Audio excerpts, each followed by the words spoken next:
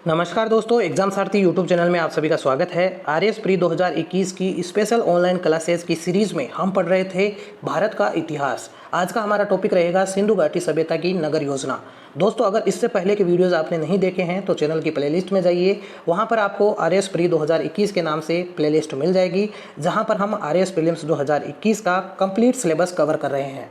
दोस्तों, इसके अलावा आप आरएस 2021 का स्पेशल पैकेज भी ले सकते हैं, जिसमें आपको मिलेगा आरएस प्रीलिम्स और मेंस के लिए स्पेशल तैयार किए गए ई नोट्स, जिनमें कि जो डिफरेंट कोचिंग्स हैं जो कि आरएस के लिए स्पेसिफिक चलाई जा रही हैं, उन कोचिंग्स के जो बेस्ट नोट्स हैं, जो फैकल्टीज़ के नोट्स हैं, वो वहाँ पर कलेक्शन में हैं। इसके अलावा जो रेफरेंस बुक्स हैं वो भी ई बुक के फॉर्मेट में इस पैकेज में सम्मिलित है, जैसे कि एम लक्ष्मीकांत है, एल.आर. बल्ला है, महेश वनवाल है।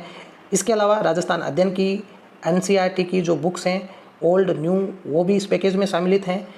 अदर जो बुक्स हैं जैसे योगा के लिए मेंस में चाहिए, स्पोर्ट्स के लिए, बिहेवियर के जो स्पेसिफिक बुक्स हैं वो उसमें सम्मिलित है। नोट्स आपको बताएं तो जो बेस्ट नोट्स हैं वही इस पैकेज में सम्मिलित हैं, हैंड रिटन नोट्स हैं और पीडीएफ फॉर्मेट में हैं। इसके अलावा जो अलग अलग कोचिंग्स की बेस्ट टेस्ट सीरीजेज हैं प्रीलिम्स के लिए, मेंस के लिए, और कुछ एग्जाम सारथी की भी टेस्ट सीरीजेज हैं।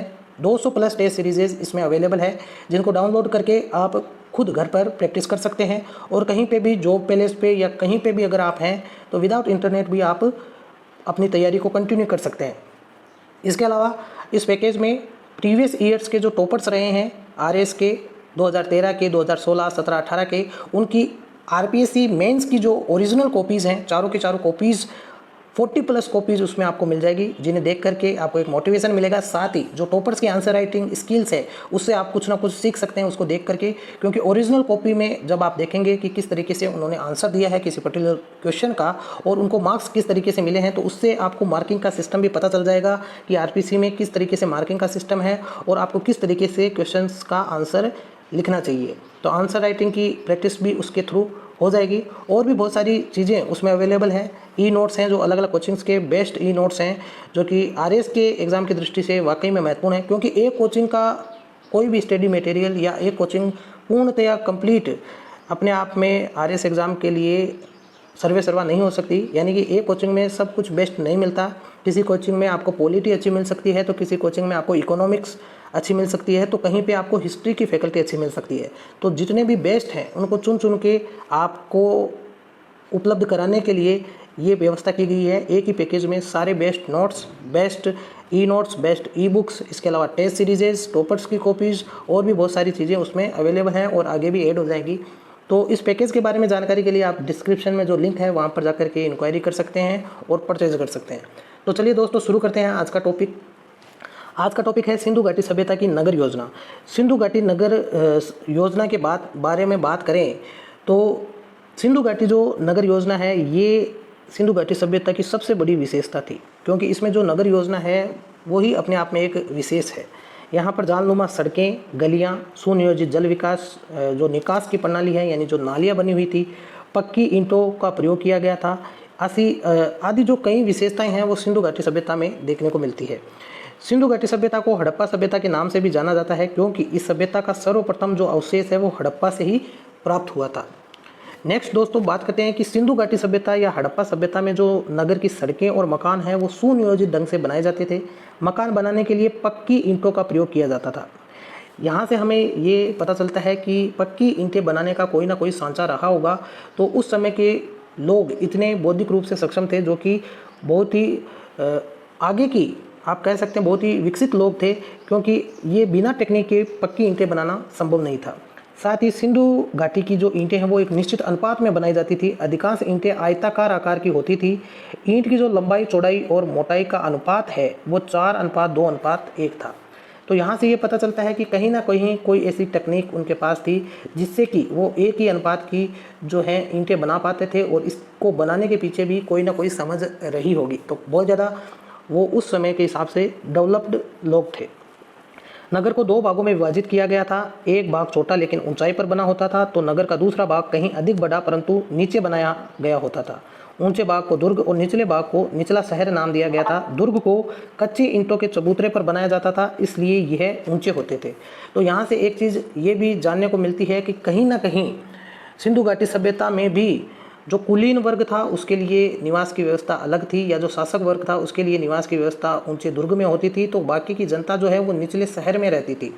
तो यहाँ पर भी ये माना जा सकता है कि कहीं ना कहीं ऊंच नीच का एक तरीके से शासक वर्ग और आम जनता के बीच में या सुरक्षा की दृष्टि से अलग रहना भी हो सकता है, क्योंकि जो दुर्ग बनाया गया था उसके चारों ओर पक्की दीवार भी बनी होती थी।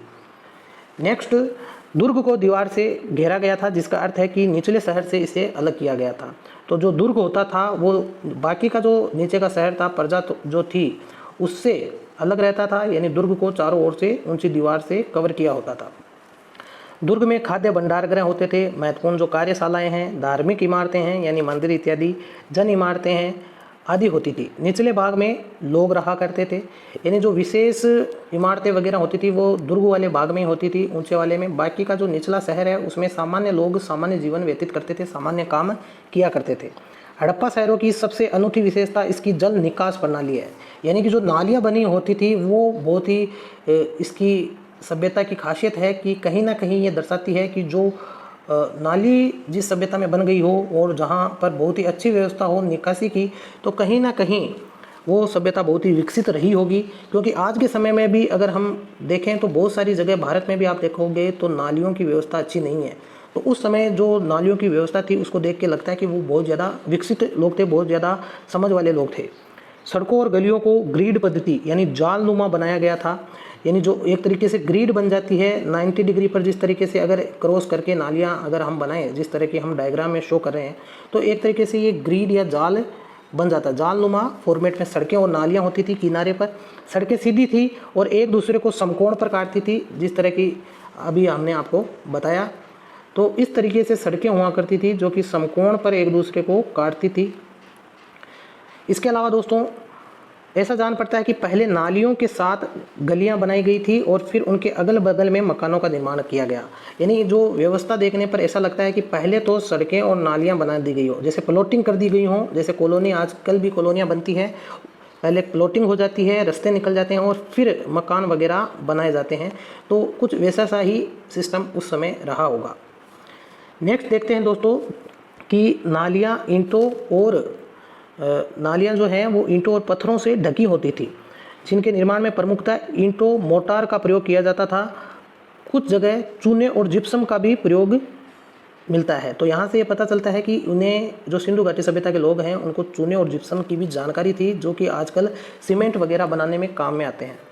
सिंधु घाटी सभ्यता के दरवाजे खिड़कियाँ सड़क की तरफ ना खुल करके पीछे की तरफ खुलते थे, यानी कि अगर ये मुख्य सड़क है और ये अन्य सड़क हैं तो जो मकान बने होते थे उनकी जो खिड़कियां होती थी वो सड़क की ओर ना होकर के पीछे के जो ओर होती थी, मकान में पीछे की ओर होती थी, सड़क की तरफ खिड़की और दरवाजे नहीं हुआ करते थे।